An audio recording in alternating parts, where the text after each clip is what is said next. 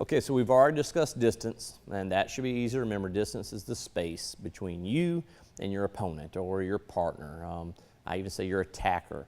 It's just the amount of space between you and someone else, and that's important if you're trying to figure out, what moves that you want to use. And thinking about that, the word range comes right into play. Now, range, which starts with an R, to help you remember, is the reach of your attack. And this can be not just punches and kicks, but it could be your block as well.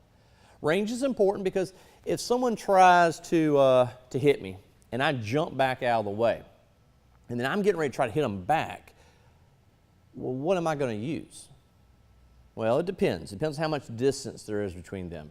Let's say there's 3 feet. Well, if there's only 3 feet, I could probably use my arm and punch them. Maybe. If I could use my arm, then that means, and I hit them, they're inside the range of my punch, which means my punch is long enough to reach them. But now what happens if I try to hit them and I can't reach them? That means they're outside the range of my punch. And if they're outside the range of my punch, I might want to use a kick instead, because obviously if I threw my leg out there and kicked, that would be longer. It'd have a longer range. In other words, I can reach further with my leg. So the reach of your attack. We do this because we have different types of ranges. We think if somebody's right here in front of us, I'm going to use my elbows, okay? My hooks, my uppercuts perhaps. If someone's farther away, I'll use my straight punches or some of my extended strikes, like my ridge hands.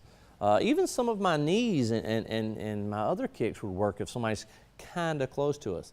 If they step further away, I may have to use a longer reaching kick, like maybe a rear round kick.